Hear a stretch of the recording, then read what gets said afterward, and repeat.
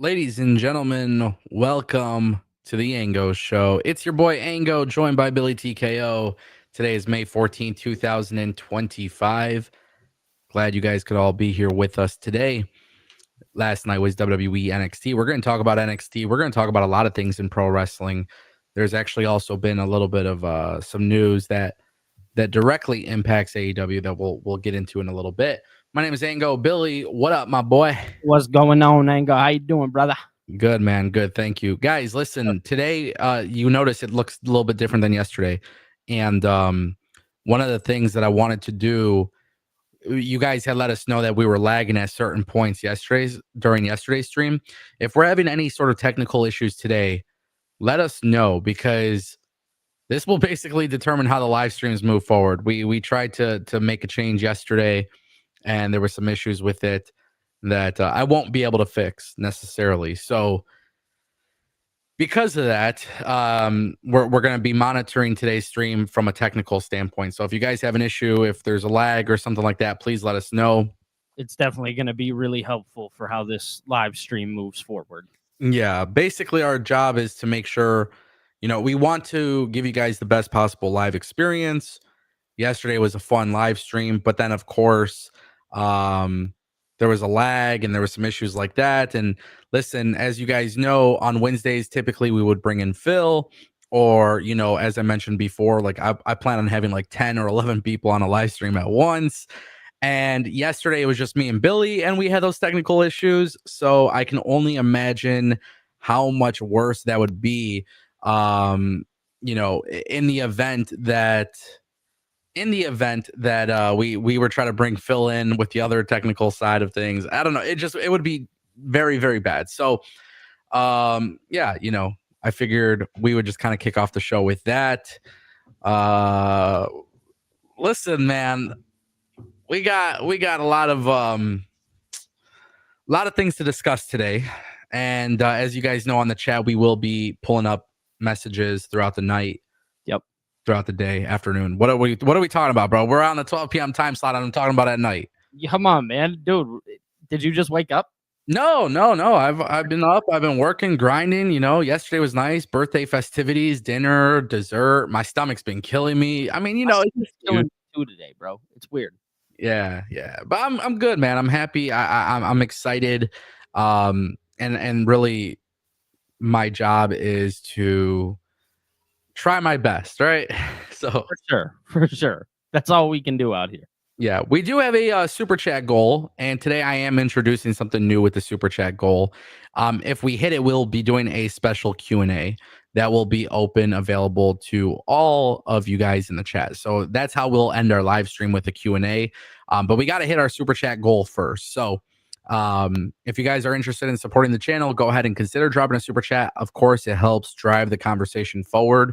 And then, of course, with the way that we do the super chats, and the way that we do our shows in general, it's all about interacting with you guys and your takes and what you guys think and what you disagree, which I have a feeling today might be a little bit of a wild one, because as you guys can imagine, the title of the stream is "Has WWE created the next big babyface?" And there's something that WWE did last night that really came off great, in my opinion. And I can't wait to talk about that. But Billy, we started off the stream yesterday. We were talking. We said, without getting too deep into it, what did you think of Raw? Now the question today is, what did you think of NXT? Okay, so I mean, quick overall thoughts. I thought the show was great, fantastic. I love NXT.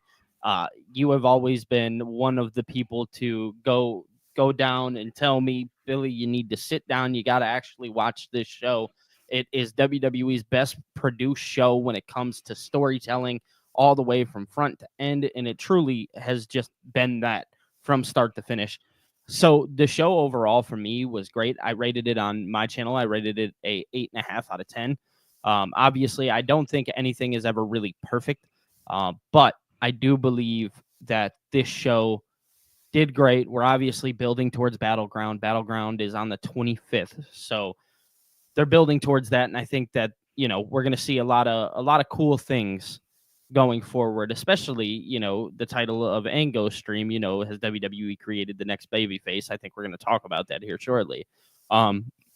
I think we're going to see some very, very special stuff moving forward on NXT. Yeah, I agree. I think the 8.5 that you've given is actually very fair. Can I ask you though, what was the reason why? I know you said not everything is perfect, but like, what would you say you took away from yesterday that made it not a perfect 10? Just out of curiosity. Okay, so it's nothing that I necessarily hate, right? Because I didn't dislike what was happening on the show, but again, kind of following Monday, right? There were Yeah. some things that I wish maybe they had done differently. One of those things was the Tatum Paxley situation. I understand where they're going. They're playing as if she has nobody because her friends were released. I'm just not sure how, as a human being, I like that being portrayed on TV. That's just me personally, because Yeah. if you're a wrestling fan, you know that Gigi Dolan and you also know that Shotzi were both released and those were Tatum's partners. That's just one thing that I just wasn't the biggest fan of.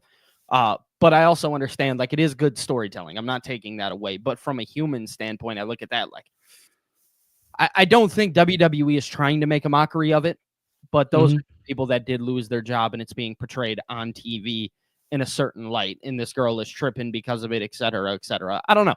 That was just my one takeaway that I was like, do we have to do it like that?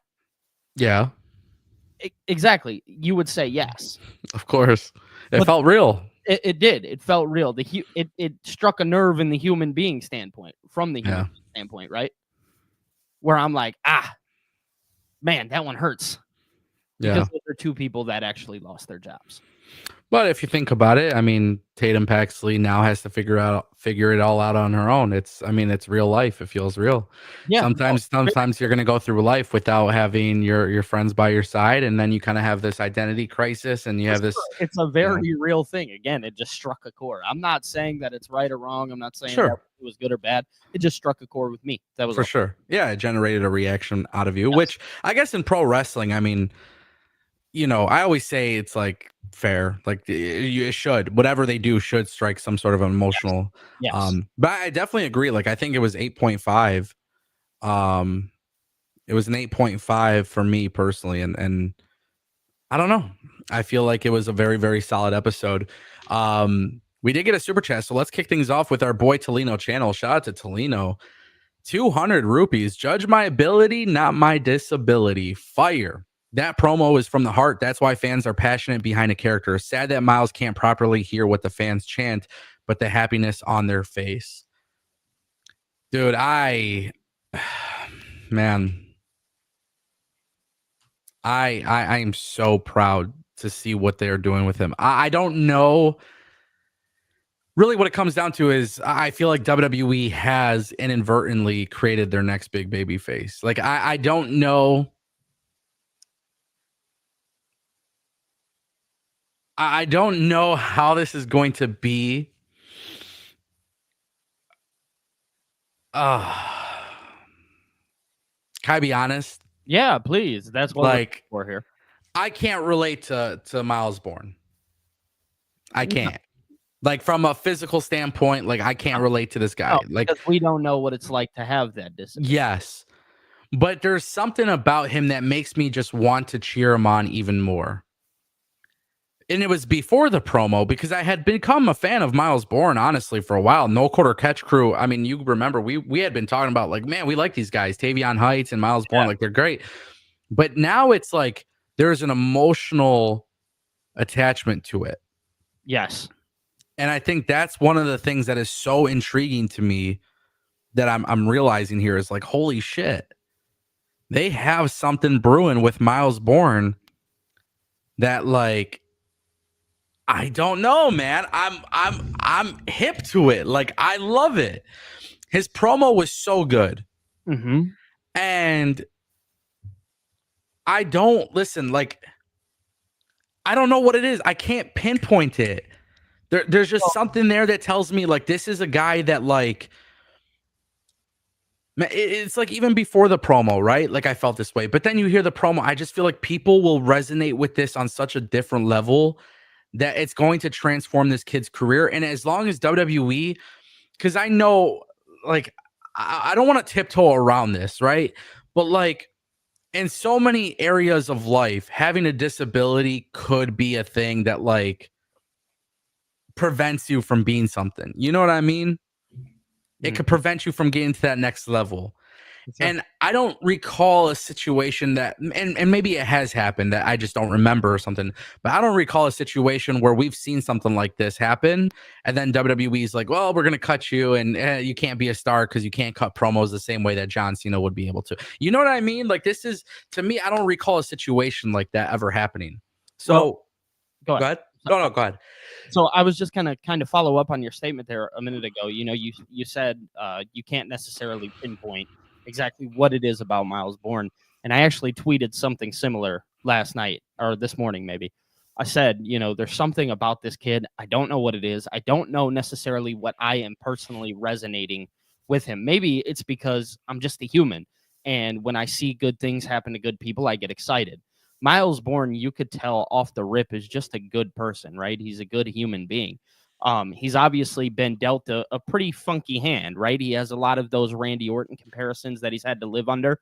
Yeah. And it felt like WWE with this promo, they decided to kind of take him out of that box and let his, what many would call weaknesses, become his strength, right? And I think when us as humans see something like that, we get a certain feeling. Again, we talked a minute ago about how, you know, wrestling, it sparks some kind of emotion, right? This is WWE kind of sparking that emotion out of somebody who does have a disability, and the world could be conceived or could be looked at as different, right? But to us, I'm seeing a guy who is out here literally living a dream. Yeah. And we've seen that numerous times. We've seen it in Daniel Bryan. We've seen it in Kofi Kingston. We've seen it in numerous people that just when they get that opportunity and it hits, it's like, all right, man, I got to get behind this. I need to follow this. And that's what it feels like with Myles Borne. And I'll be honest with you guys, I honestly did not know much about Myles Borne. I'm not like Ango, you know, who honestly studies a lot of these wrestlers and really goes in and does all that extra hard work. I genuinely did not know much about him. I did know he struggled with that disability. But you also have to think about, there was another thing that happened, and it was the match with Ethan Page. Yes. And it was the way that Vic Joseph called the ending of that match. Yeah. When he was counting to 3. And he said, judge my ability, not my disability. It was the way that Vic Joseph spoke that I was like, oh man, like this seems legit, right? This feels important. This is a kid, and I said it in one of my TikToks, you know, he may not beat Obafemi because I do think that there's a bigger story with him and Charlie Dempsey, right? Yeah. But at the end of the day, if WWE keeps his fire hot after the loss they have, what you said in the beginning, their next big babyface. So let me ask you, dude, like, do you think, because I think Myles Borne should beat Obafemi. I I think do. I think he should too. I think if the oven's hot, go in there and scorch it, right? Shock the world. It's an underdog story. Turn it This up is 1,000 degrees. We're already behind him. Yeah, and then I think what's interesting is Myles Borne and Oba both being babyface. This would be like one of those things where like Oba shouldn't be in NXT anymore. You know Mhm. what I mean? Yeah. I think this is, and I see people in the chat saying it, and the key word that I like, many of them have said, is the underdog, right? Mhm. But I don't know, like, if WWE, I don't know if I have confidence in WWE to do it. Mhm. But I think that would be such a big thing. And I know you said the bigger story is Charlie Dempsey and Myles Borne, but I think really no quarter catch crew with Charlie Dempsey. I mean, what I would do honestly is like I would have Charlie Dempsey remain a heel, Yeah, and then let lose, him go after the title. have him go after the title for Myles Borne to generate some heat, Mhm. which would be great because that's William Regal's son. Yep. And then I would actually have no quarter catch crew completely turn babyface with, you know, Ren Sinclair and Tavion Heights and Myles Borne with the belt. And I would actually move Charlie Dempsey up to the main roster as a heel. And I saw somebody say this, and I'm going to throw this up here because I'm going to look for it. I know the chat is moving kind of fast, but when I see a good take, You got to bring it up. yeah. where is it? Let's see. So Wrestle Rants had said it's WWE and Triple H, and they will find a way to make a mockery out of it, trying to get heat, and it will be a disgrace. But if the key word is creating the next big baby face, I do think that's got to be something we acknowledge, right? Like I think it would actually be very smart for a heel, maybe Charlie Dempsey in the case, to go after him in such a way where they do make a mockery of it. And then it would be even better for him as a babyface. And really the point of it is like, I can't speak for Myles Borne and his life circumstances. Was he bullied? I don't know. But when you think of just naturally, like in general, like let's just say, for example, people are watching and they're like, I know what it's like to be somewhat different and to have a disability. And, I know like they can resonate with him to the point where it just makes him an even bigger baby face. And that's really the point is like, hey, you don't have to be judged by my disability. Like you could be, So it's kind of funny you say that. And okay, I am a brain rotter. I Sure. sit on TikTok and I scroll all day long. Yeah. It's horrible, right? But one thing that I'm consistently seeing on TikTok is the good that we still have in this world. Yeah. And a lot of it is people just giving to maybe others who don't have it maybe the way that they do, right? Yeah. This story of Myles Borne feels like something like that. Who some of these people, they almost like hit the lottery. You know what I mean? It's just being in the right place at the right time. And then you're meeting the right person. Myles Borne feels like just one of those good-hearted stories that should not just be a good-hearted story. Yeah. It should go beyond that. It should be him lasting in this industry and changing the way that, because that's essentially what he's doing, is he is changing the way that wrestling is perceived. Like, hey, dude, I can't hear anything that you are really saying talking about the crowd, but I feel it. And I feel the energy. And that right there could be a promo within itself. And somebody said, bro is about to cry. No, I'm just passionate. Yeah. That's it. I think it's a very interesting thing. I feel like that was such a great upset, by the way, having him be Ethan Page. Clean. Ethan Page, stud. Absolute dog. Stud, and he got his opportunity as champion. Now we're waiting for him to go. We're waiting for him to go to the main roster. Obviously, he does the job for Myles, and both look great in the process. But For sure. there's something really like amazing about watching it. And I one thing I want to say too is personally speaking, like there's been a lot of talk on social media about representation, right? So me being Albanian, we don't have Albanian wrestlers everywhere. We have like Truth Martini, who those who know, they know, right? Yeah. Then you have Razar, who was part of Authors of Pain, but he's no longer in the WWE. Right. As an Albanian, there's not much representation in the world of wrestling. But I remember the feeling of watching Razar with Akam cutting promos when they were affiliated with Seth Rollins, and Razar cut a promo and was talking in Albanian. Yes. And I remember being like, damn, bro, like that's kind of cool. Like you just don't see Albanians in pro wrestling. And it was just very fascinating to watch, right? Yeah. And so I remember seeing this and just feeling like, wow, that's like really dope. Like I remember showing my friends being like, man, like look at that. Like we actually have, in MMA, for example, in UFC, there's a few Albanian fighters. And they're relatively good, but they're still in like that initial phase where they're just starting to break out and just starting to, get out there. So when it comes to that, like it's cool to see, right? But in wrestling, it's very few. There's one girl who's in WOW, Women's of Wrestling. She's Albanian. She's a newer wrestler.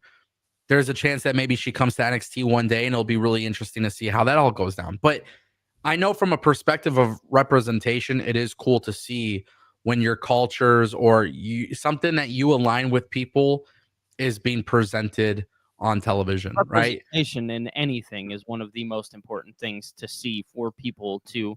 I mean, that's where dreams start. Yeah, for Right? sure.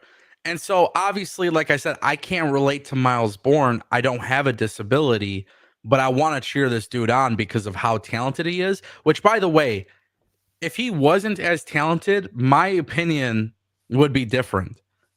I don't think you should ever do anything for the sake of doing it just because, oh, it looks good, right? I really This don't. kid's actually talented. This kid is talented, and we have watched him progress so much.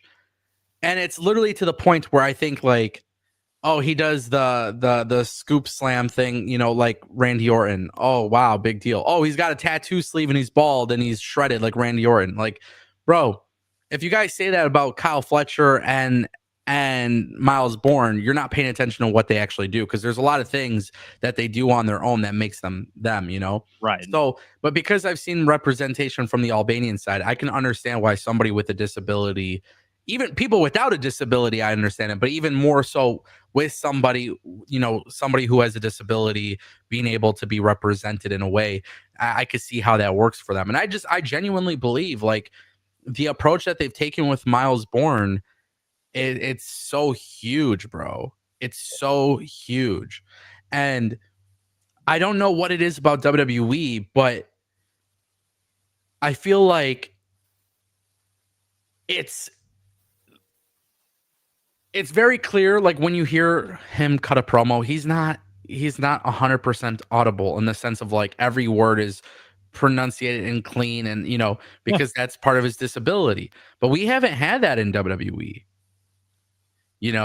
So Mhm. it's like, I think, okay, man, this guy's a good wrestler, and by the way, like you could feel his passion and his energy when he does talk. It feels real and authentic.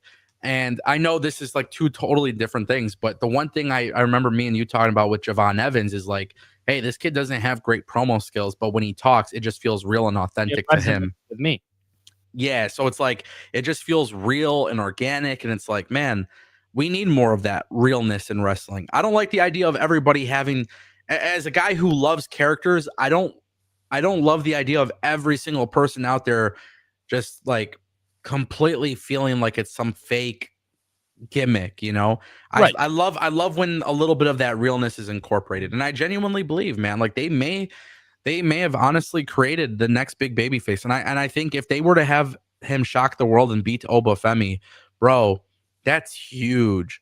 That would be huge. And I don't know if I have the confidence in WWE to do it, but I really want to make that clear, because it's a whole different ball game, bro. It's the underdog story is always fun to watch, It but is. this is one of those things where it's like, man, he can go up to the main roster eventually, and like he's talented in the ring, right? So it's like if you could just figure out a way to present him, dude, it's Well, if you think it's big now, imagine what it's going to be like on the main roster. yeah, 100%. Yeah. I know we've spent a lot of time on that super chat, but that was a very, very big part of What even today was. yeah, like and I still have more to say, but it kind of ties into some of the other things that happen on the show. So shout out to Tolino Channel for the super chat. Billy, you got a super chat on your channel for $2 from Dex. Dex says, "Do you think we'll see Myles versus Randy? It would be fire." Yeah, I mean, I would love to see it, right? I mean, those are two styles clashing. I think it'd be, no pun intended, right? I think it would be something fun for the WWE to do, especially when he goes up to the main roster, right? And maybe, who knows what that point in time looks like, but maybe Randy is so kind and kind of does what Ethan Page did and does that job for Myles to put Myles over and try to show him that love. I do think that that's a match that you could see. And if you want to, if you want to be cool about it, right? If WWE really wants to be cool in that scenario, maybe you have Myles' first match on the main roster be against Randy Orton, right? And you have that be a way to, maybe Myles doesn't win that match, but he has a good outing against Randy. Kind of the John Cena Kurt Angle thing. right? I swear to God, Billy, I was just about to say the same exact thing. You could do that, and I think that's how you make Myles look good instantly. And again, I think that goes back to the conversation of this kid is going to be that baby face that people want to get behind. Yeah. He already has what his quote unquote gimmick is, right? Yeah. It's his actual life, which makes it that much different. So he's already got, I'd say 75, 80% of what you need to be a star. Yeah. So anybody arguing that, I would say, hey, man, you're a little crazy. This guy has something. He's going to be special. Yeah. Let me ask you a question, because I love the super chat and I love the conversation, the idea of Myles versus Randy one day. Yeah. And we kind of talked about it before, but let me ask you. Let's take Randy Orton out of the equation for 1 second. Just for one moment. Yep. Who would you say currently, as it stands on SmackDown, without being the biggest name on SmackDown, but is a heel that is a very talented in-ring worker? That Myles could face? Yes. The Miz. The Miz. Let's. I seen somebody say Trayvon. Trayvon said Santos Escobar. Okay. I'm trying to think. Who is somebody with a little bit more momentum on TV? I guess The Miz works. Yeah, I think The Miz just kind of carries that like charismatic, movement with him at all times. I don't know if it's The Miz. I don't know if it's Santos Escobar. Okay. I don't know who it is. But I like the idea of, instead of Myles versus Randy on SmackDown, right? Or Raw, whatever they do. Yeah. I would love the idea, the concept of there's an open challenge. And for some reason, I know I said maybe not the biggest name, and it's hard because he's not cleared to wrestle. So I want to say Kevin Owens, because that's always a very that's a callback too within itself. Yes. Yeah. So part of me is thinking, like, just for all intents and purposes, whether it's The Miz, Carmelo Hayes, whoever it may be, I think it would be dope if he had a match. It was like an open challenge. He answered the match. He loses the match. No big deal. And then, very much like Undertaker backstage with Cena, it's Randy Orton bumping into him. Yes. Oh, and giving him that endorsement. TV. And then eventually they run that match, because here's the thing, right? The point of that is because it's a fun little gag within the internet. Oh, he's like Randy's son, he looks like Randy. Yeah. So it would be kind of cool. Like, I wouldn't want him to go. And the reason why I say it's hard to pick The Miz or Carmelo or somebody like that is because I want it to be somebody with like a little bit more notoriety. But it's also got to be somebody who's great as a babyface and great as a heel, because like, somebody in the chat said Drew McIntyre, and I kind of like that idea too. Like if it was Drew McIntyre versus Myles Borne, Myles Borne looks really good. Drew is a heel, didn't expect this at all. He ends up beating him. But it was 12, 15 minutes. It's a blow up match. Yeah, he gets his spots in, and then the guy, shakes his hand, and it wouldn't be like a babyface turn for that heel, but it would just be like, hey, we acknowledge you, and then backstage, Randy Orton bumps into him and he's like, looks at him up and down, kind of like he did one time in NXT, but looks at him up and down and like, not bad, or so like. Yeah, I don't know, cool, man. I would actually love to see it. I'd love to see something like that. But I do 1000% see a world where Myles faces Randy Orton. Just the image of what that looks like how they do like the graphics, bro, hilarious. It's a mirror match. It's a mirror match. That's exactly it. Shout out to Dex. I got a super chat on my channel from Adam Myron. $5 super chat. I gotta be honest, I wish NXT would put another guy to face Oba at Battleground, like the Culling or Dark State or Ethan Page, or a rematch with Trick. I gotta be honest, Adam, I appreciate the super chat. I actually disagree, and here's why I disagree. Billy, you can let me know. Yeah. I feel like Trick has accomplished everything in NXT. For sure. I feel like the calling has Sean Spears being the leader. I don't really see any of the other guys. I don't see Nico Vance or Brooks Jensen in that single spot, you know. No. I don't see Ethan Page being on the main roster much longer or on NXT. And then they're doing the Ricky thing still. And yeah, so it's like I feel like this was actually the perfect scenario. Honestly, I hate to say it because at first I was like shocked, you know, but I think the more I watch it, I'm like, who else would you have put in that spot? They're truth be told, because okay, numerous conversations that you and I had, we talked about how WWE, it felt like, was focusing on the TNA side of things Yeah, when it came to booking that main event men's scene, right? Well, then this happens, and then people complain, and that's just what they do naturally. It's natural. You know, some people will like it, some people will not. yeah, But overall, it is the one thing that if you go back on our live streams, you know, months ago, we were conversating about how they needed to focus on their scene and trying to build that up. And they did it like that. A battle royal is what pushed this man into this scene. And then he comes out and he cuts a promo that is a well done promo. yeah. It generates, to me, it generates to you, it generates to a lot of people in this chat. I'm not saying everybody, but it generated so much that we are sitting in here. And what have we been live for 33 minutes? We've been here for 33 minutes. At least 29 to 30 of those minutes have been spent talking about Myles Borne and the potential and the future that this kid is going to have. And that is exactly why WWE just made the best decision there.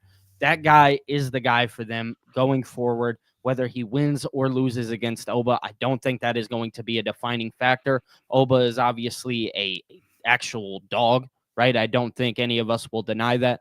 Yeah. But regardless of that fact, I think WWE has a guy that they may have been looking for a very, very long time.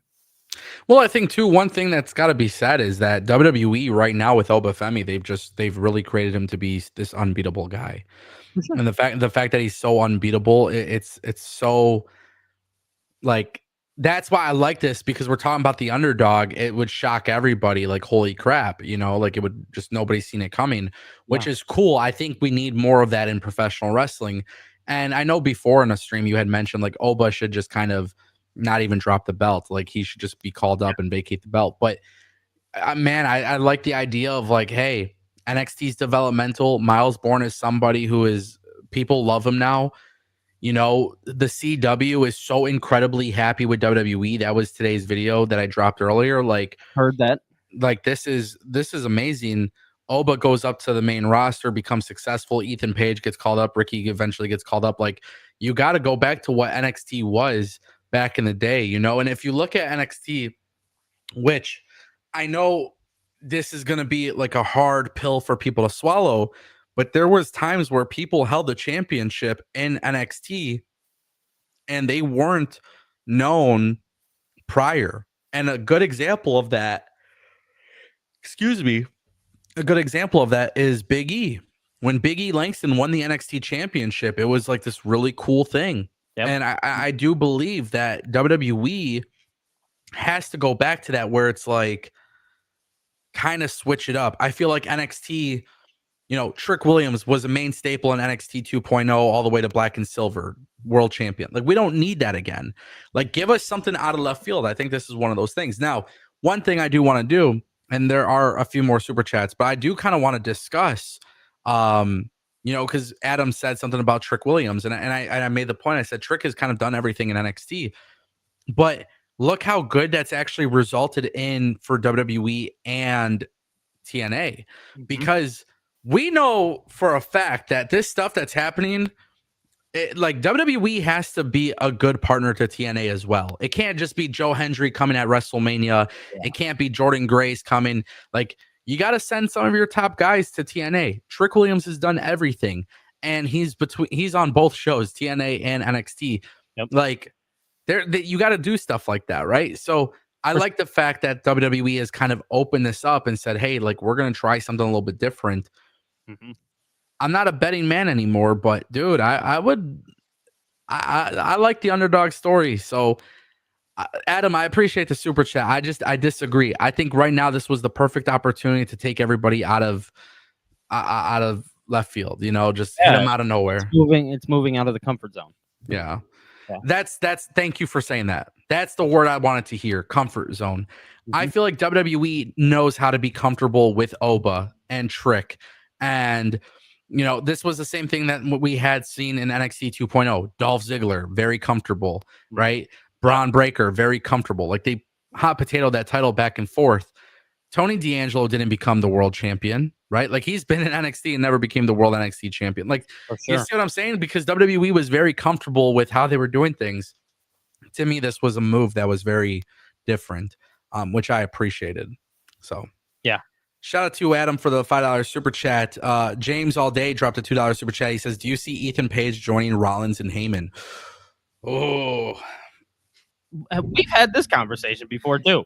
yeah, I mean, listen, I'll kind of keep it brief for a second. I think one of the big things for me, as somebody who has been very vocal about Ethan Page joining The Rock and John Cena, it just makes sense now that The Rock doesn't show up to work. So I naturally would think, yes, put him in a heel faction. Um, so that's kind of how I'm looking at it. But what do you think, Billy? So, I mean, yeah, I could definitely see a world where Ethan Page works with somebody like Paul Heyman. You know, if you guys remember, ah, do you remember the whole thing? What Michael McGillicuddy? What was his name after that? Curtis Axel. Curtis Axel, Oh, very mid card guy. You know, Paul Heyman definitely helped him. You know, achieve that Intercontinental Championship and whatnot. yep. I think you can kind of do the same thing there with Ethan Page. Let him be that moving factor. I mean, but the one thing that I've said numerous times is that third man I definitely think is going to be somebody out of left field. And Ethan Page is not a bad option. He really is not. So let me ask you then. Would you just keep it at three wrestlers, Rollins, Breaker, and Ethan, or would you have? Well, it depends what you're going for, right? I know you're very high on like a lot of people and a lot of in factions, and Yeah, yeah, I know you're very high on that. But you don't want to overdo it, and you don't want it to just be. It kind of goes back to depending on how this group is handled, right? Are they yeah, separate?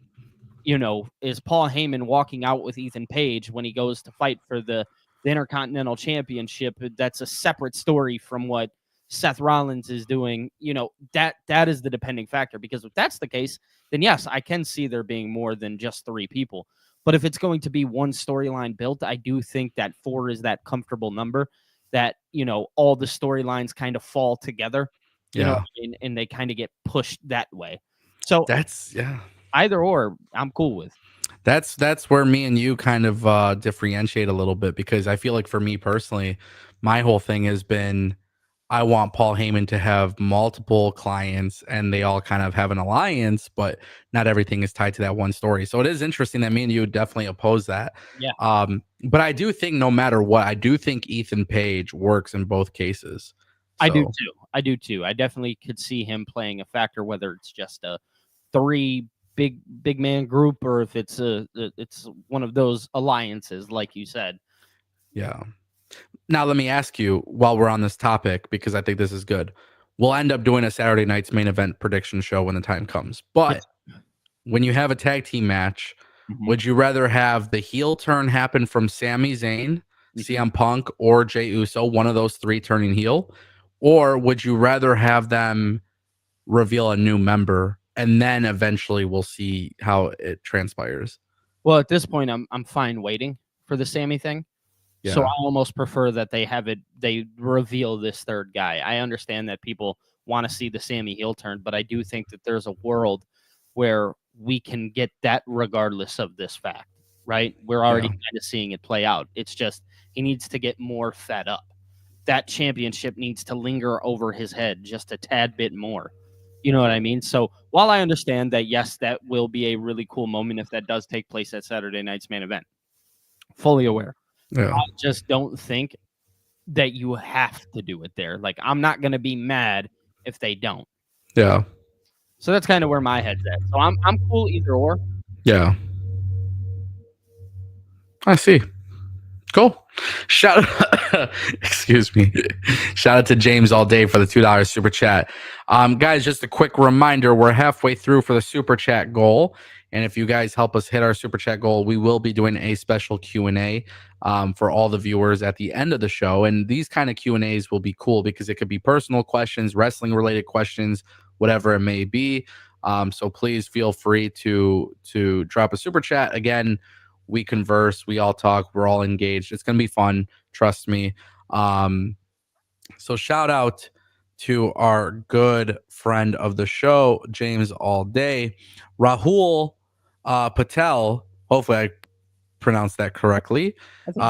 Canadian $5 super chat. I hope WWE does break up No Quarter Catch Crew. NXT has broken too many factions, and No Quarter Catch Crew could be good holding different titles. RIP Metaphor. So that's actually one of the reasons why I don't want them to break up, because I loved Metaphor. Mm-hmm. I don't like this idea of them doing that. What I do prefer is I listen, I think the way they should do it is Charlie Dempsey breaks away from the group. Ren St. Clair is fun. She's awesome. Keep her babyface. Keep Tavion Heights babyface. And Myles Borne wins the NXT champion as a babyface. I don't know. That's kind of how I see it. I could see it going that exact same way, man. I'm a big fan of the No Quarter Catch Crew, and kind of the same thing. Metaphor was really cool. And then obviously that broke up and that happened the way that it did. But overall, I definitely think WWE should keep the No Quarter Catch Crew around and just kind of let Charlie Dempsey go off on his own and do his own thing.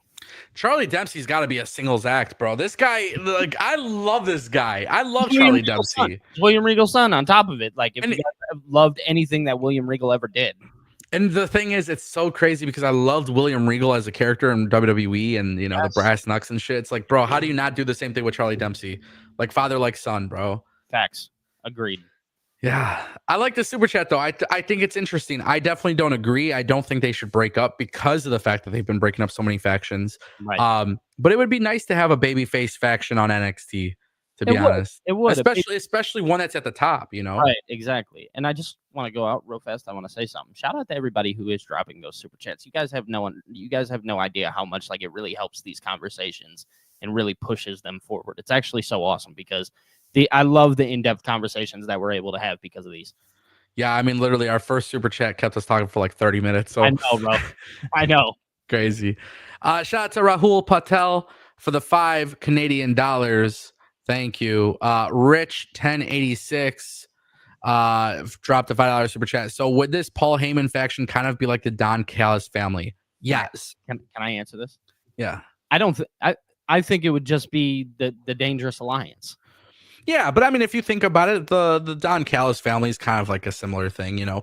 It is. Similarities, not 100% identical. But what I would say, the thing about the Don Callis family that I fucking hate, God, I told myself I would stop swearing on these streams. It's the AEW. AEW does this to me. Listen, the thing that I hate the most about the Don Callis family is the fact that, like, Lance Archer's in the group and he ain't really doing shit in the group, you know? To me, I see guys in this group and I'm just thinking, like, they're really not doing things that make me just get excited, you know? And that's tough, bro. That is so tough. It is so tough for me to watch a show where it's like these guys that I liked get into this group. You know, Konosuke Takeshita to me is a future AEW world champion. He is nowhere near that right now based on the stories and stuff. So it bothers me because I know when I look at this Paul Heyman thing going on with this group specifically, I know it's like Braun Breaker's inevitably going to be a world champion. We've known that since NXT 2.0. Like, we have seen these kind of things years ago. So when you see it happening, it's like, okay, this is what he's doing in the middle of the process until we get to that level.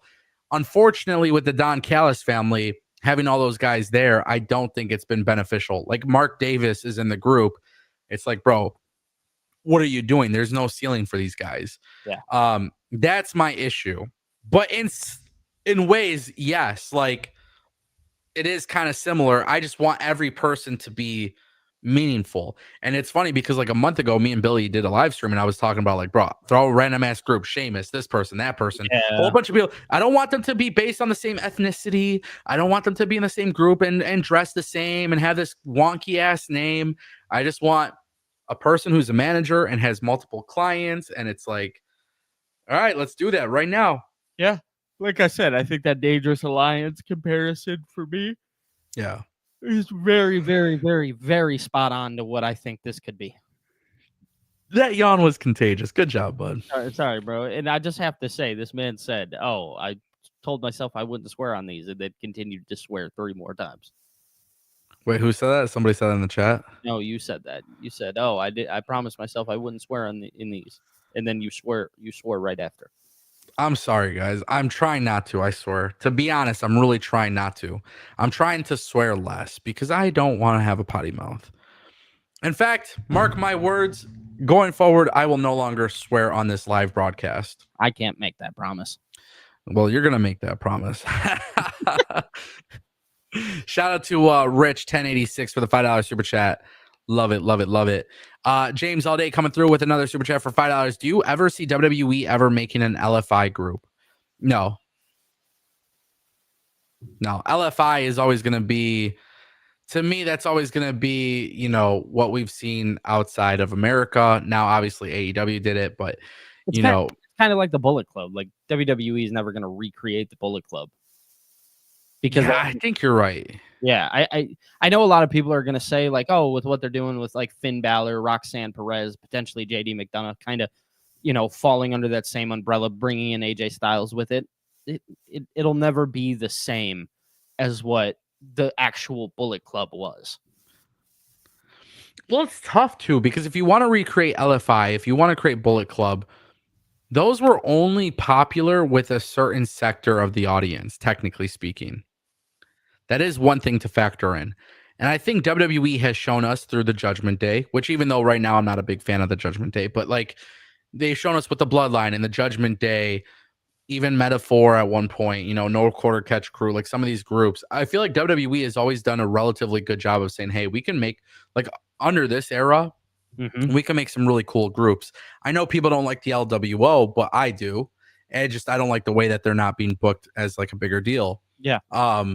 But I definitely think like if WWE were to ever do something like this, it's not going to be with that name. They don't own the rights to it. They didn't create the concept. I mean, look at the Bullet Club when we saw Carl Anderson and Luke Gallows, right? Like it was the OC, right? Yeah. Like, you know, we saw Mia Yim. Oh, that goes to show that's actually a perfect example. If you want to know how much WWE didn't give a shit about the Bullet Club, we saw Mia Yim, Meechin, you know, Gallows, Anderson, AJ, and they were called, you know, the OC, like literally as a group. Like they didn't even want to, and then they just killed it. Like they never even went back to it. They just don't care. No, they don't. They don't. Yeah. So crazy to think about, bro. Shout out to James All Day for those super chats. Appreciate you, bro. Toledo Channel coming through with the super chat, 40 rupees. WWE's recreating the John Rapp versus Rock concert next week. Yeah, Joe Hendry next week is live in concert. Trick Williams is doing a freestyle, whatever. He's rapping. As a musician, I love it. Yeah, as a musician, as somebody with a music background, I love it too. But I can't help but feel like now we're starting to get into the gimmicky thing, which I'm hoping it's like they Joe Hendry does that. You know what I mean? Like we've seen Joe Hendry do this numerous times, so it's not weird of WWE. No. But then you got Trick. Like, bro, they just had a fucking. Oh my god! This guy is starting to agitate me. You keep swearing. I'm trying not to. I'm trying to be respectful to the audience of all ages. Sorry. I think it's the contract signing was so awesome yesterday. I agree. I thought we can get into that. I thought it was so awesome. So, how do we follow that up? I follow it up with a rap concert and a rock concert. Like, or they're just going to beat each other up. So that's why I'm saying on paper, I hate the idea, to be honest. I get that. I get that. Yeah. I get that. On paper. I hope it turns into something cool. For sure. For sure. We're gonna see though. Yeah, I don't know why they're doing that, to be honest, but hey. My fear is WWE is going to end up. This is a bold take, but I think WWE is going to find a way to make Joe Hendry no longer cool. Okay.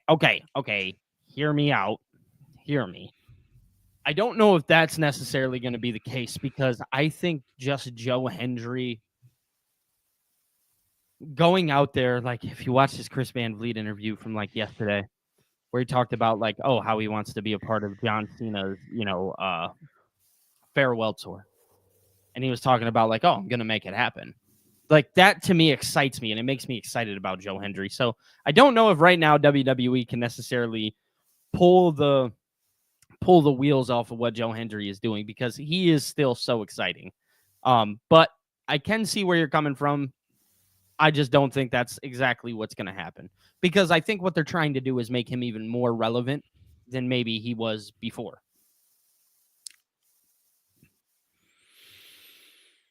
Eventually, everybody's popular gimmick goes stale. Yes, agreed. Now it's going to be what happens after. I don't think it's ran stale yet, right? I think people are still super behind what Joe Hendry is doing.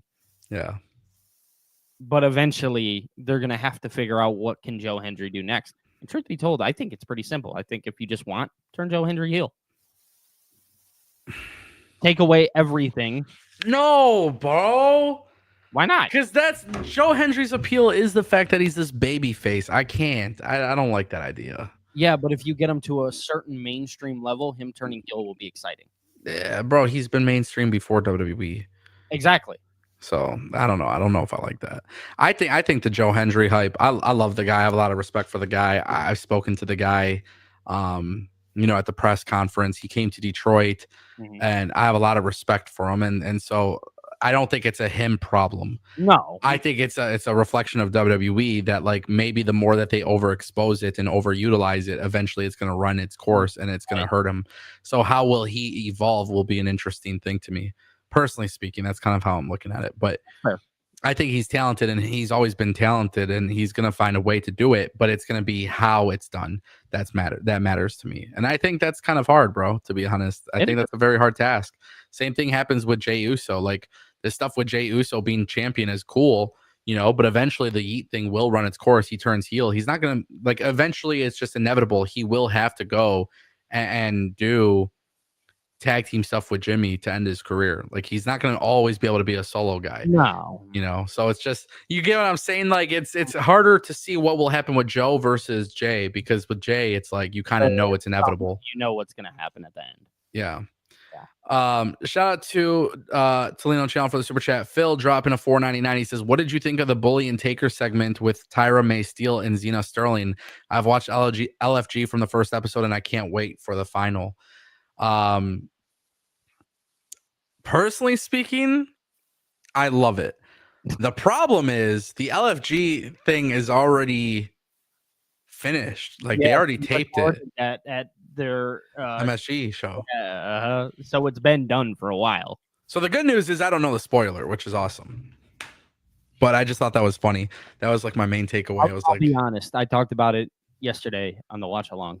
I did not watch LFG, so I don't know much, but I can tell you that when I was watching The Undertaker in this segment, I thought it was the funniest thing because Bully Ray didn't stand out of like he was in the wrong place. Yeah. Undertaker did. Undertaker did not look like, because all the women started like bum rushing them. Yeah. So Undertaker's face, bro, just what he looked like. I was like, dude, what is happening right now? Yeah. I'm like, this poor guy, like Lash Legend walked up. He just looked and I was like, oh, dude, he is not in the right place right now. Like he does not belong here. He's like, yeah, you just gotta make sure this is what you got going for you if you win or not. No, I like the segment. I mean, you didn't watch LFG, but I love LFG. I think it's really great. I saw a TikTok yesterday too, which I kind of want to just point this out.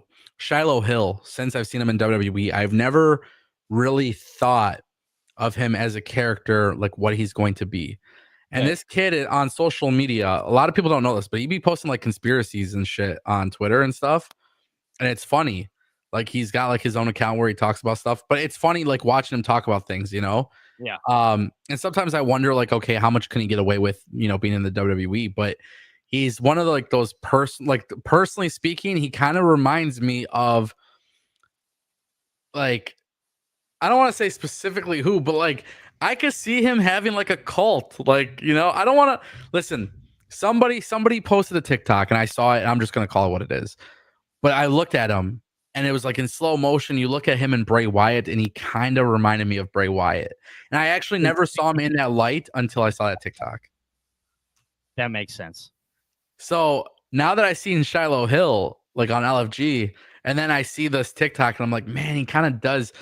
It would be kind of interesting to see him have like a dark, cryptic character, which would technically work for him because of the content that he posts on social media. He already has that like weird, like cryptic, like weird vibe, you know, dark, whatever. So, the reason why I bring this up though is because LFG has allowed us to see who is potentially going to be a breakout star.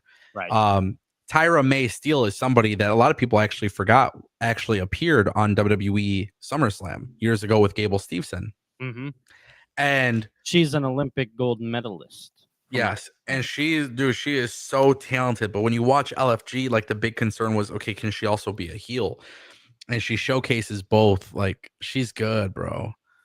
That's she's what Phil was good. saying. Phil is the one who told me that she was an Olympic gold medalist. Yeah, she's legit, but she's so awesome in LFG. So the thing is, it's like you see this, and I see the segment with Taker and everybody, and I'm like, bro, that the segment's fine. I don't really care, but just fucking let's get to the finish of LFG. Like that's what I want to see. I want to see how they finish it and what they do, because both of these girls are gonna kill it. Right, for sure. You know. Mm-hmm. Agreed. People are asking what channel is LFG on. It's on A&E. So let me just put that in the chat for those. May not know. Yeah, A&E is the channel. That's like where they do like the legends, the WWE legends and WWE rivals and stuff like that. Yeah, they have like a plethora of content on Sundays. Yeah. Uh-huh. And the only one I watch is LFG because I like those kinds of shows. See, I'm a big fan of like documentaries, and that's why I like A&E, because I loved like the docuseries style. I was always a really big fan of like what Vice did. Yeah, with the behind the dark side of the ring. Like I love that kind of stuff. Yeah, no, I get it, 100%. Yeah. Shout out to Phil for the super chat, man. Love it. I can't wait to get Phil back in here. And actually, I got a couple. I haven't said this, but I have a couple other names who will be joining us too. So it's like, from my understanding, I haven't seen one person tell me that I've been lagging. No, I haven't. I had one person who said on the Fire TV. Yeah, that's a TV thing. Right. But so far it seems like this works. So maybe I'll have to move the design from the other version to this and we'll figure it out. But yeah, I'm glad that means it works, because that's huge, honestly. So shout out to Phil for the super chat. Appreciate you, bro. Tolino Channel coming through with 200 rupees. He says, what's your take on Omega's comment on influencers in wrestling? For me, from an era where wrestling labeled fake to now celebs respecting the business by delivering 4-star classics. Yeah, Billy, are you aware of what Kenny Omega said? So a little bit. I'm going to need you to fill me in. I did see that he had something to say, though. Long story short, he says the future of pro wrestling is Mr. Beast and Logan Paul headlining WrestleMania. Yeah. You want to hear my take? It's a scorching hot take. Yeah. Okay. Kenny Omega, I love you. I think you're a G. I think you're one of the greats. I think you are considered one of the GOATs in professional wrestling. I think that is an asinine comment.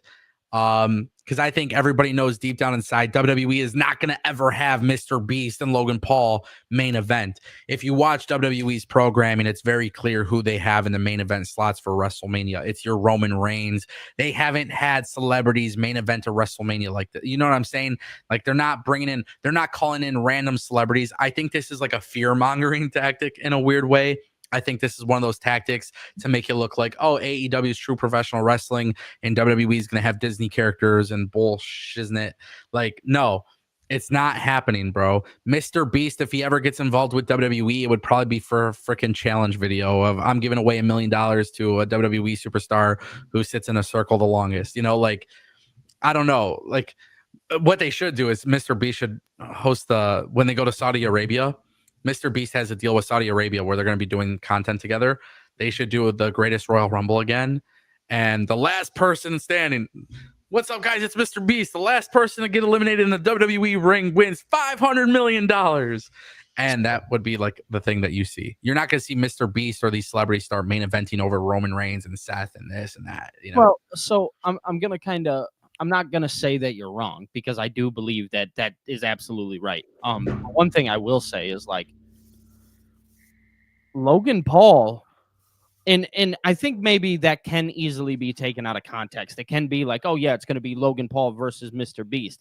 Well, Mr. Beast may have just been the example that he used, right? But if we're looking right now, I predicted it, Logan Paul joining Seth's group, right? Logan Paul, if you give him the right tools, the right amount of time, if he generates enough heat, could main event a WrestleMania. Yeah.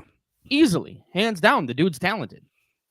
I think talent has to play a factor with these celebrities. Yes. If we're talking about them, talent has to be involved. Yeah. And for anybody who denies Logan Paul's talent, I don't care if you like him on a personal level. I don't care if you like him even on a professional level. But one thing you have to do is understand that he is very, very talented. Him and his brother both. I know people hate to hear that, but it's true, right?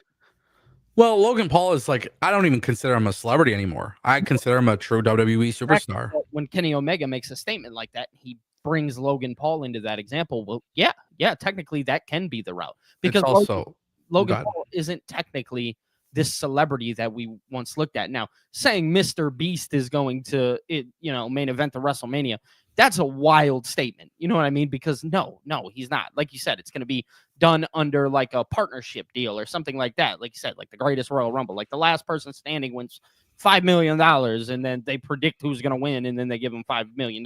You know what I'm saying? Like, that's the level of Mr. Beast. But a guy like Bad Bunny can go out there and put on a absolute clinic with Damian Priest. Yeah, dude, there has to be talented involved. And to say that some of these quote unquote celebrities don't have other talent besides just what they do on the internet is crazy, because just because somebody's built a platform doesn't mean that they don't have talent elsewhere. Yeah. And it just so happened that somebody like Logan Paul has chosen to utilize that talent outside of YouTube, which, by the way, YouTube can be done in so many different fashions. And the way that Logan Paul did it was just considered controversial because of the way that he maneuvered, right? Yeah. The dude is actually talented. So, yeah. He's a WWE superstar, bro. And I actually would argue that Kenny, as much as I love Kenny Omega, it was hypocritical, because you had Shaquille O'Neal wrestle on your show. You have Costco guy, social media influencer, Big Justice, and the Rizzler all on your show, and you have the dad wrestling. Like, it's like, bro, celebrities in wrestling, chill out. It happens. Everything that AEW does, it's like, I swear to God, and I told you this literally since day one, I'm like, you got to be careful how much shit you be talking about your competition, because it's like somebody be talking about WWE, the logos on the ring. Well, it's like AEW now has sponsors that are going to be on the ring. Like, it's just crazy. You just had Master P on your show. Like, bro, what are we doing here? It doesn't matter if it's on 0 Hour kickoff show or not. Like, Logan Paul main evented with Roman Reigns at Crown Jewel and had an amazing match with Roman Reigns. Like, he did. Yeah. Shout out to Toledo Channel for the super chat. Darth Bane dropping $1.99. He says goal reached, which is awesome, because that means we will do a special Q&A in minutes. David Cushmore coming through with $9.99. He says, is John Cena going to be WWE champion up to WrestleMania next year, or will he lose the title before he leaves WWE? What's next for The Rock? Okay. I'm going to be very quick with this, Billy, and then I'll let you take the reins. I think John Cena will be champion until his very last day. So in December, I do believe John Cena will be gone. He'll drop the belt, I believe, to Cody Rhodes, and he will transition the torch, pass the torch, and that's it. I do believe, genuinely speaking, especially now that Saturday night's main event will be in Boston, I think that's when he loses the belt. Now, whether or not he's a heel before that moment, I don't know. I'm predicting he will be, but as far as going into next year, absolutely not. And then as far as what happens to The Rock at this point, honestly, I hate to say this, I just don't give a shit. Um, I don't know if he'll hold it all the way till then. It's going to be telling, right? But like you said, Saturday night's main event is in Boston, right? Yeah. So I definitely see a world where that can easily be the case. Kind of like you said, passing the torch to Cody. I would like to see him drop it a little bit before then, maybe to somebody like Randy Orton or somebody to see like CM Punk. That way, Yeah. Cody can go have a good story with one of those guys. You know what I mean? And then let John's opponent, be that final rival. Because when I think of John Cena, I don't think of Cody Rhodes. I think of John Cena and Randy Orton. I think of John Cena and CM Punk. And like I said, many months ago, I created a video booking, how John Cena's, final year in pro wrestling would go. And I always predicted that his last match in December, no matter where it was, it should be against CM Punk, because CM Punk is one of the most defying factors of like the definition of John Cena's career, whether it was a good guy or bad guy. People hated him, people loved him. CM Punk was such an important factor because it like changed the way that people looked at John Cena. Mm-hmm. So I definitely think that for me, it was always CM Punk should be his last opponent. But when it comes down to The Rock, I'm with Angle on that one. I just genuinely don't care. Yeah. It's hard to care about The Rock when he's made it very clear. He doesn't care. His interview with Pat McAfee, and that really just killed things for me when he said, "Oh, I called them up and I said, guys, the final boss's job here is done." No, you started a storyline. You planted the seeds for something bigger. I don't care if it's a temperature check or not on a Cody heel turn. You planted the seed for a story that you are not committed to because you're not going to be there. You show up at Bad Blood to do a throat slash and count and throw up a hand signal. No, bro. You cannot be cryptic and teasing things only for you to be like on a public interview, yeah, I was just there to boost ticket sales. I wasn't part of the plans, blah, blah, blah. I don't know. That rubbed me the wrong way. And it's sad because I know the next time that The Rock does pop back up, I will obviously pop and go nuts and be happy about it. But it just sucks that it's like he's not committed, and he kind of ruined this for John Cena, in my opinion. Yeah, for sure. He did. Shout out to David for the wonderful super chat. A. Jackson dropping $4.99. No one's talking about Ludwig Kaiser joining Rollins' group. He was backstage after the Jay attack. He cut a promo saying things are going to change. Maybe. Yeah, I mean, I think it's a possibility. Billy had kind of mentioned it the other day about Ludwig. Hey, I would love for him to be a third. Jackson, have you watched the show? Yeah, if you be watching the stream, Billy's been advocating for it. I've been a big Ludwig. I'm that man might as well sponsor me. If it's not Hogan, it should be him. Just I think what's dope is you had actually mentioned, well, you and I both have mentioned, we had this conversation when he broke away from Gunther, kind of. It was the first time they aired the vignette for Ludwig as a singles guy, and Giovanni Vinci got his own. And I remember me and you having a conversation being like, oh, this guy, he's got it. Like, he's going to be massive singles guy. Yeah.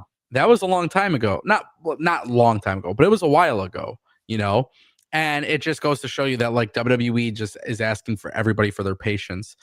Hey, if you want to have him do something of relevance, honestly, I would not be opposed to it. No, I've been a big advocator for Ludwig being a part of this group. I think he would fit the bill. I think he's that cocky, confident, arrogant person. Again, I've always said Ludwig fits the bill of the quote unquote, because I've compared it to Evolution, which I know some people like, some people don't. Yeah. Compared it to Evolution, and he fits that bill of what Randy Orton was. He's got that swagger to him. He's got the walk, the talk. He's got that it factor that WWE, I think, will get behind. Yeah. Yeah. I agree. Shout out to A. Jackson for the super chat. I think it's a possibility for sure. Agreed. And one thing I just kind of want to do is just a nice little reminder in the chat.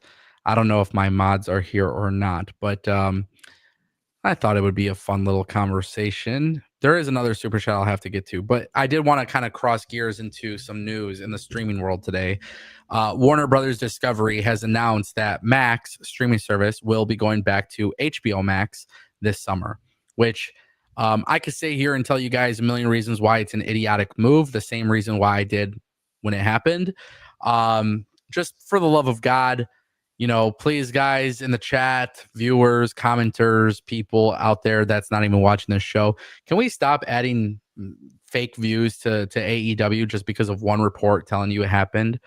Like I'm getting kind of sick and tired of seeing it. I see in the chat, you guys know who I'm talking about, Pete Rocks.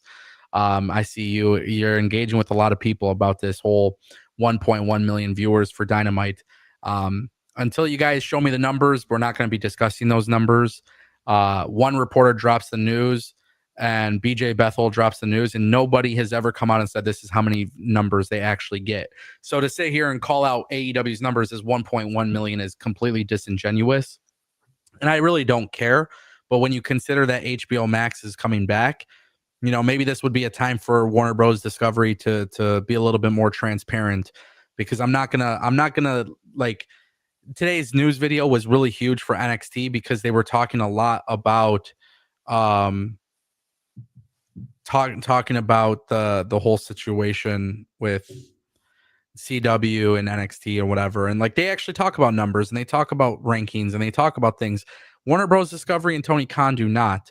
By the way, BJ Bethel is just the guy that does reporting. He's nothing, he's nothing that I would get excited about in terms of reporting. You guys want to talk about the WBD deal? I mean, take it from the guy who literally told the entire world where it was going to be before it happened. I don't know.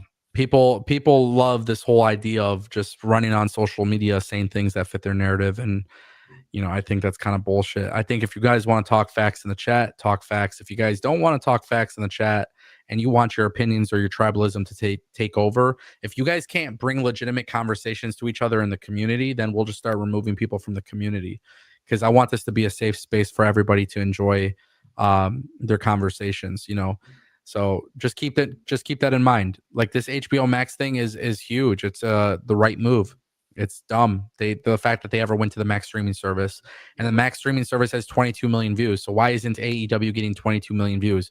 Why isn't WWE on Netflix getting 150 million views if there's 150 million subscribers? It's like, I don't want to make assumptions based on some stupid BS. Like, I don't care. Like, they don't put out the numbers. They're not. None of these companies really give a shit. As long as they're making money and keeping their subscribers, that's all that matters. Yeah. Well said. Well said. It's like ridiculous. I see people in chat being like, it's 1.1 million viewers for Dynamite. Okay, why? Because you heard that they get 500,000 viewers roughly on Max. See, all right. Many this is gonna turn into like a whole other conversation real fast, but many years ago, I used to talk to Ango before I was like fully involved in like the wrestling space, and I used to tell him, why don't we care about numbers? This, that, and the third. And today I sit with a much different take. I sit with the take of the fact that us as people who are not emotionally invested into the numbers, why do we care so much? Why is it such an underlining important factor? I'm here to tell you it's strictly based off one thing, and it feels repetitive saying it. It feels redundant. Yeah. It's tribalism. That is the only reason why numbers have ever mattered. Yeah.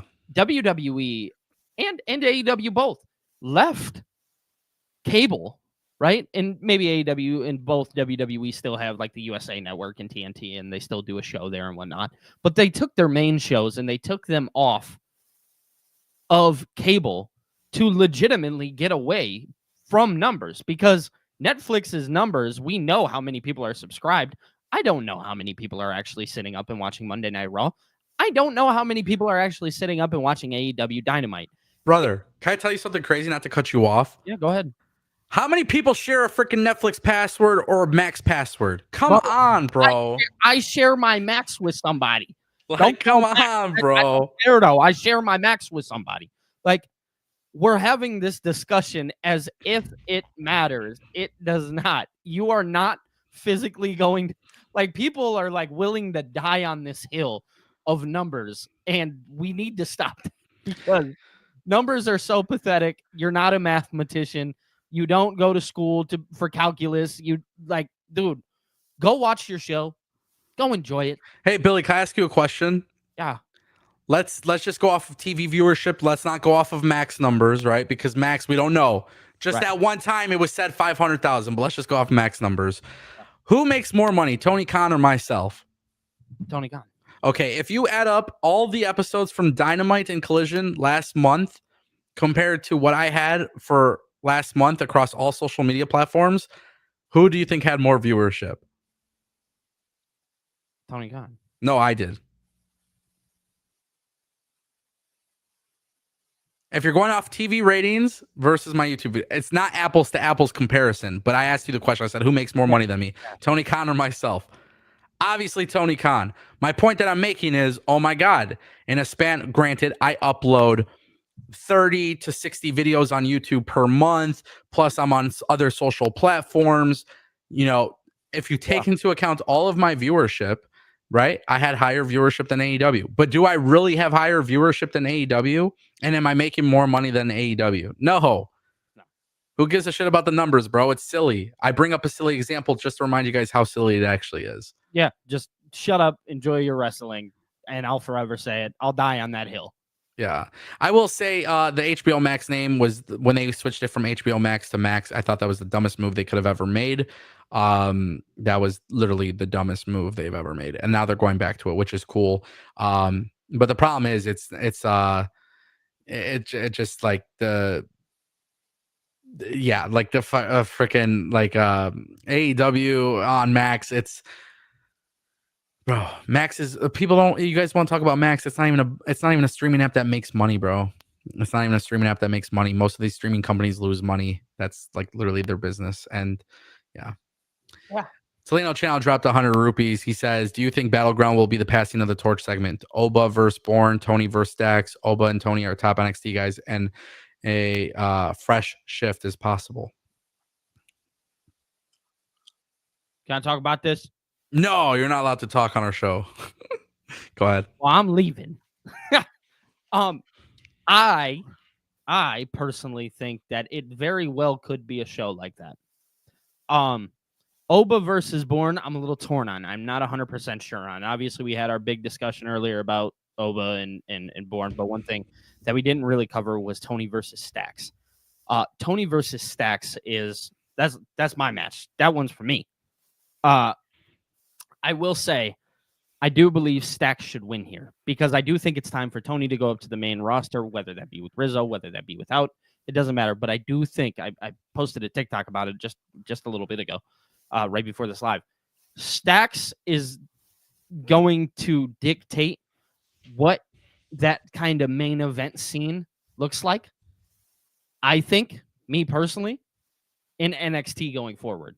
So I think Stax needs to win here. I think everything that they just did with Stax. Yeah.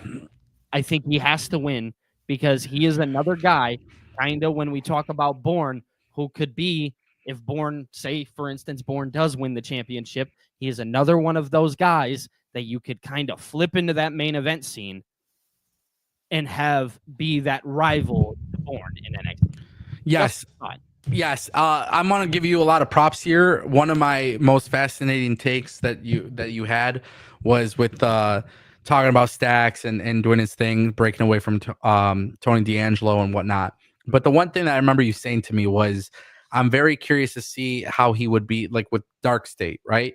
Yeah. And I understood your philosophy there, and I'm glad. Like, it was a well pushed take, but I didn't like the idea too much because I didn't know if I had belief in Stax.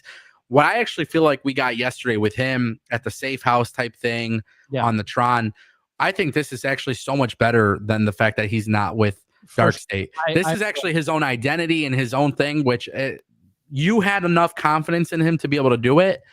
We're not at the finish line, but the way that he's progressed on his own has been very good. Yeah. Obviously, this isn't our Battleground prediction show, but I did want to throw it out there that I'm very impressed with what we're seeing. And I do think Battleground will somewhat be a passing of the torch, kind of shifting into a little bit more of a different era. It's very clear this is the time of the year where we start getting call-ups and stuff like that. For sure. So I just kind of want to throw that out there. I feel like you've been... I didn't necessarily believe in Stax. I had an intrigue there. You did. We're starting to see it. It's kind of won me over. So Very good stuff there. I love the guy. I think he's going to be a very big part of NXT's future. Yeah. Yeah. Hard to disagree with that. Shout out to Toledo Channel for the super chat. Guys, we hit our super chat goal, which means we are going to begin doing a Q&A at this point in time. So, chat, anything you guys want to ask me and Billy, whether it's wrestling related or whether it is personally related. I prefer more of like the personal stuff just because it's a time to open up a little bit. Yeah. But whatever questions you guys might have, please feel free to drop them in the chat. We'll be pulling them up. We'll be talking. If it's a question for Billy or for me directly, just put it in your comment. Hey, this is for Billy. Hey, this is for Ango. Yeah. Hey, this is for you both. Like I said, wrestling related, personal related. You guys want to get to know us, go ahead and do that. It is currently 1:24 p.m. We'll go live for another 5 to 6, 7 minutes, depending on the amount of questions that we get. So, Darth Bane, shout out to Darth Bane. He's a member on the channel. He says, "How long have you and Billy been friends?" It's got to be like what, 5 years, something like that. I think 6 because 2019 is when Yeah. we actually met. And Yeah, so Yeah. fun fact. I'll tell you guys how me and Billy met. So Billy and I worked at the same company for a very brief period of time. Mhm. There was somebody who I was cool with at work that knew Billy, and me and Billy both make music. And he's like, I need you to meet my friend Billy. He loves wrestling and he makes music, and I think you guys would be like fire doing music together. And it's not like I was heavily pursuing music at the time, but like I was down, bro. I was like, screw it, right? Your talent was there. I'll never forget we did that one record that we did. Yeah. It's so well for me. Yeah. Yeah. Yeah. So we did a track together, and then we did a second track together. And then he ended up leaving the job, and then I stuck around for a couple more years. But throughout that time, like we would just talk about wrestling all the freaking time. Yeah. And then that's kind of how it was. I don't know. Am I wrong? Am I seeing it differently? No, I see it the exact same way. I mean, we would stay in contact. I think one of the first conversations that we actually had was because I was so like I wasn't indulged in the wrestling world at that point. But I think we had talked about like what culture or something like that. And that was kind of like one of the kick-starting conversations, and then kind of evolved from there. So yeah, no, we've been friends for about 6 years, man. And this guy, he's like, I go to him for everything now. It's cool though, because when Billy, so like obviously I don't do music like that anymore, right? No. But it's really dope because when like you bond over music, you make a song, whatever, you do some stuff, and it's cool. And then I remember you were like doing like you were thinking about getting into YouTube stuff, and I just told you, I'm like, hey, like whenever you want, come on the channel. But then you started doing like music stuff with YouTube, and like it was cool. Like I don't know, it's just dude, evolved. Yeah, I'll never forget. I don't want to spend too much longer on this, but one thing that you did do, I had before Billy TKO ever existed, it was mixed by Billy. If you probably remember that. Yeah, I almost forgot, bro. Yeah. So I was struggling trying to find an identity of what this channel would look like and how I would figure it out. And then one day I'll never forget, I was in an Arby's parking lot. It was about a year and a half ago. I think it was November of 23. I called Ango. I said, bro, would I be crazy if I switched my channel to wrestling? And he was like, no, bro, I think it would be like the most genius idea you had. Yeah. I posted a Ric Flair video. It got 2,000 views. I was like, yep, this is it. I'm out of here.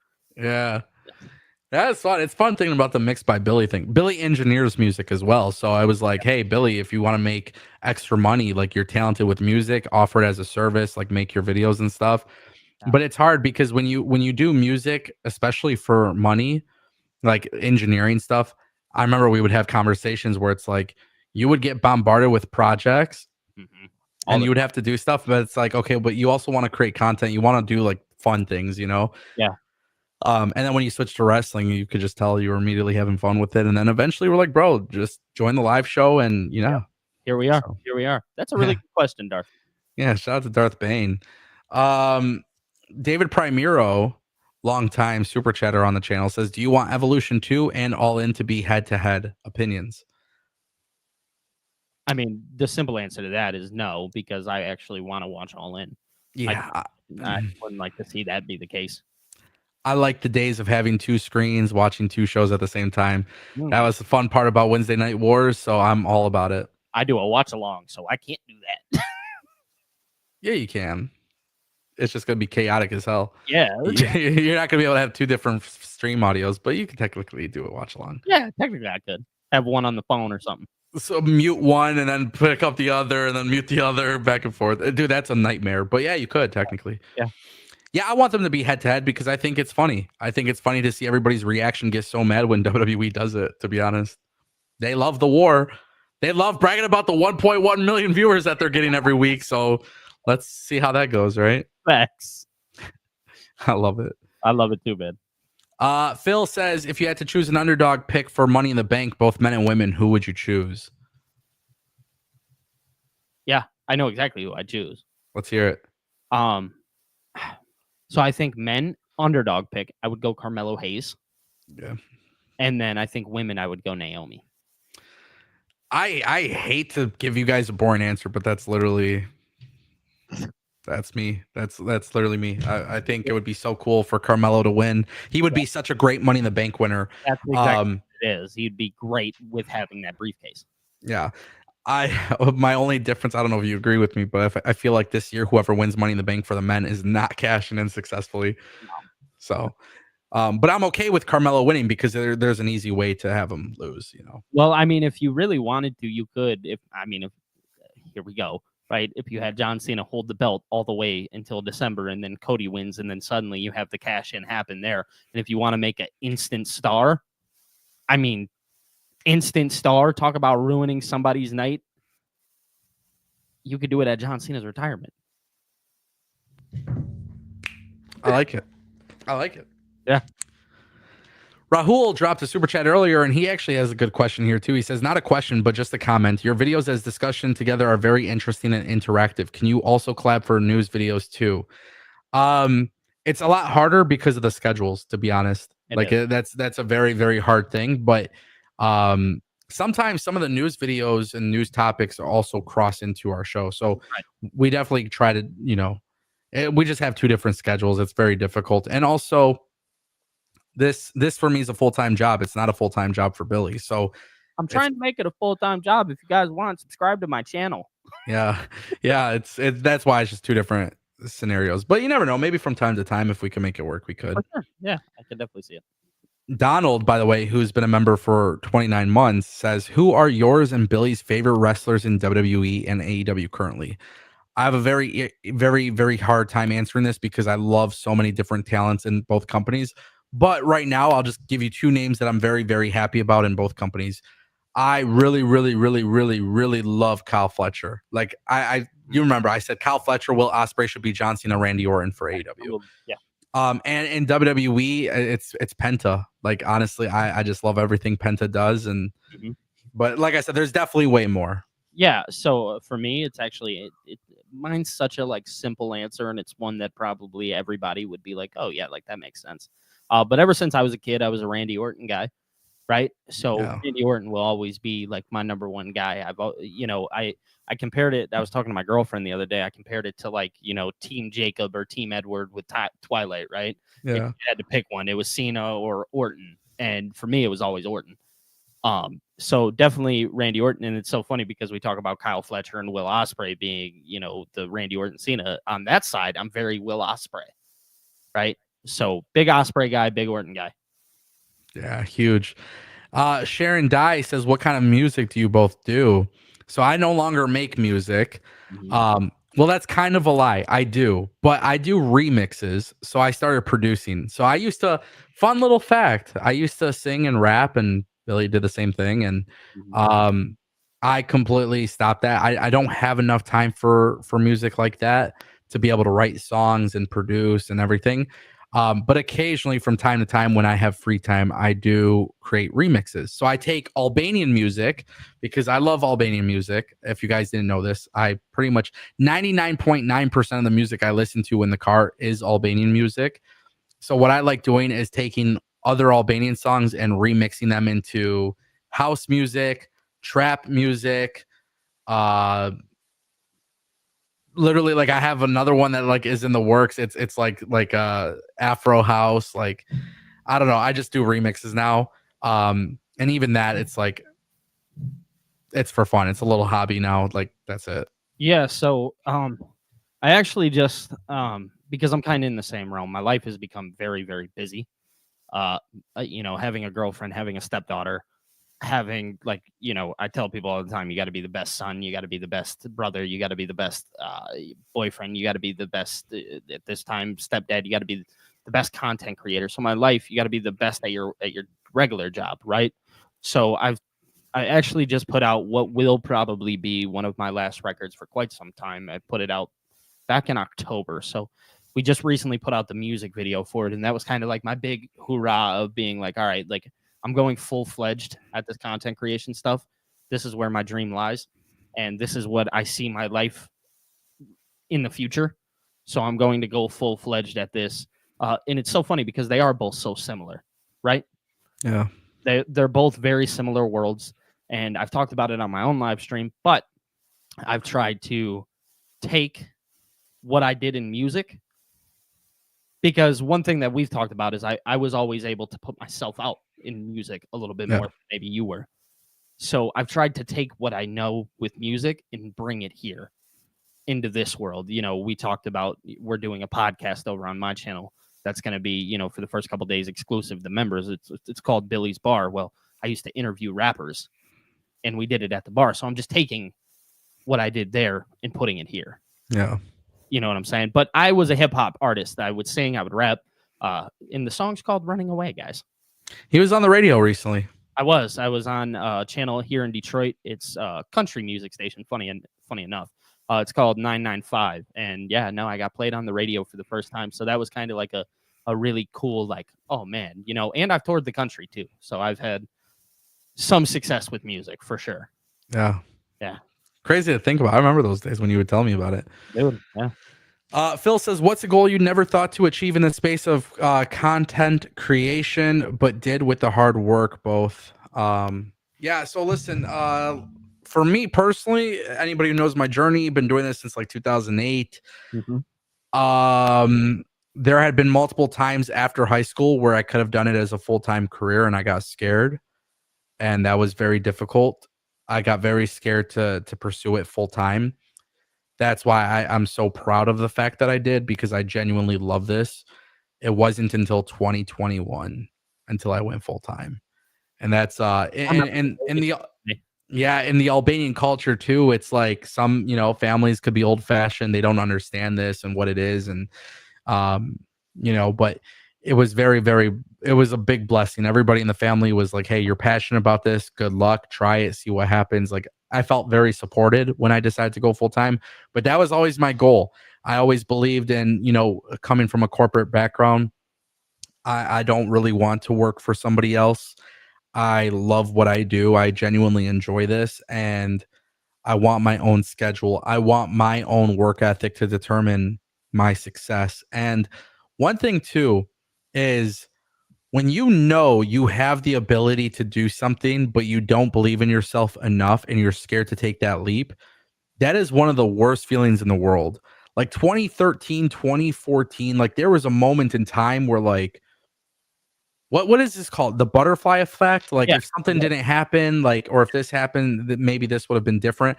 Like had I gone full time in 2013 when I originally wanted to after high school, man, who knows what would have happened here. But I never dwell on that because I believe in God and I believe everything happens for a reason. So I feel like it panned out the way it was supposed to. And hopefully with God's blessings, we continue to do great things. Yeah, man. I just real fast have to say this is so cool. I'm so happy that we did this. I am so proud of you, brother. You are inspiration across the board. One of my biggest goals that I truly never once thought I'd achieve was, being.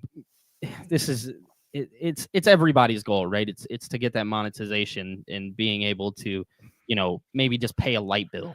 You know what I'm saying? That was always something that, because the one thing that they don't tell you is in music, you spend a lot more money than you do get back. Yeah. Right. Because you're going based off the idea that just you get lucky. Right. But with content creation, it's not so much that. And for me, getting monetized, it was a confidence booster, right? And I was lacking confidence for a really long time because I was so confused on where I was going to go with my life. I didn't necessarily know, how to go forward. I felt very lost, and you knew that, right? Yeah. For a long time, I was very lost and so confused on where to go. And then just once I seen that monetization, I was still lost at that time, but it brought confidence to continue to strive for something. And every day I wake up and I try to be the best version of myself. We talk about the belief in God. Me personally, I've never really had the closest relationship with him. It hasn't been up until recently to where my life started to change and I've started to count on God a little bit more. And I've seen just with doing that, my life change in a much different realm. And, just got to say, man, I'm feeling good about myself these days. And I think that is the biggest goal that I've achieved is feeling better about myself. Well said. Well said. Great question, Phil. Trevon Womack says, Ango, can you actually speak Albanian? So it's funny because I will not lie. I'm actually learning how to speak Albanian now more than I've ever attempted to in my life. So it is very difficult. I never learned, like even in high school or junior high and stuff, I never learned different languages. I didn't take Spanish class or French class or anything like that. Personally speaking, like, and it was different with my upbringing, like we weren't speaking Albanian all the time, but it was spoken around us. So I understood it a lot more than I would speak it. So I actually understand the language a lot more. But now I'm getting to the point where like I'm learning more and more and more. And because I'm learning more and more and more, as long as I continue to get confident with it, like it'll be a lot easier. Because for me, the thing about the Albanian language, the reason why people say it's so hard, the reason why they say it's so hard is because there's things that we could say in Albanian where if you translate it to English, it doesn't make sense. But in Albanian, it makes sense. So like I have to transform my way of thinking sometimes. But no, I honestly, to say the answer, like, no, I don't speak it fluently, but I'm going to get to that point where I do because I'm already starting to see the improvement in myself. And I have books and notes and apps and all these things to do it. But it's actually fun. It's very fun trying to learn this now because I do have a greater purpose. I'm not going to talk about this too much in depth, but I have a greater purpose as to why I'm learning it. And it makes it even better. Like I'm not doing it just for one person. I'm also doing it for me too, because there is that interest there. So yeah. Billy, do you speak Albanian? No, I'm Native American, brother. Yeah, I know. I'm very Native American. Trevon followed up with that. He says, another question, as an Albanian, could you understand Bulgarian and other languages from that region? No. The Balkan region, everybody is, it's just different language. I think what's interesting though is I have friends that are like Macedonian or Croatian and stuff, and like there's certain words that are somewhat similar, but for the most part, no. Yeah, that's a tougher thing. That's fair. On your marks, Lou dropped a $5 super chat. He says, just started a new job, finally able to catch a stream, looking to start my own pod. Any tips for newbies? You guys are the best out there, in my opinion. Yeah, I'm going to tell you my best advice. It's the same thing I tell Billy. 1, do it. 2, don't get caught up in buying expensive gear and expensive equipment and marketing and this and that, because advice number 1 was do it. Do it. Number 3, get obsessed. Love it. Don't do it. Like for me, I am obsessed with this. I love this. So the more you're obsessed with it, the more you're willing to research, the more you're willing to learn, and honestly, the more you're willing to have fun. With your process. Yes, right. That's a big one. Like I say that if you love the process, you don't really worry about anything else. The 4th advice that I'll give you is when it comes to starting a podcast or any sort of content, anything, you have to be consistent. So that's why I say be obsessed with it. You have to be consistent because there's a statistic out there. It's like people who start a podcast don't even get up to more than like 7 episodes. Like they quit 3 episodes in or something. Because it's easy to fall off. It's easy to lose track. It's so easy to. And really, the 5th one ties in all of them together. My best advice to everybody is have fun, because if you're not having fun, to be honest with you, people will know you're not having fun. And it's very hard to pursue something in life if you're not having fun with it. This is the coolest thing I've ever done.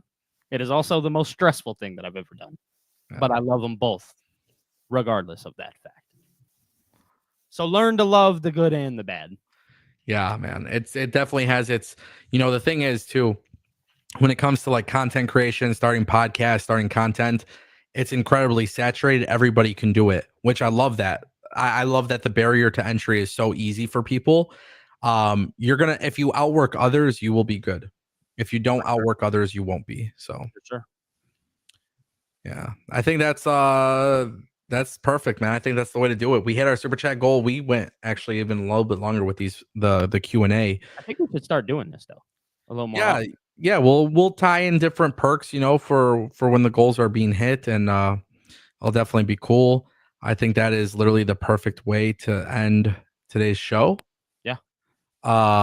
So with that being said, ladies and gentlemen, make sure you subscribe to Billy at Billy TKO.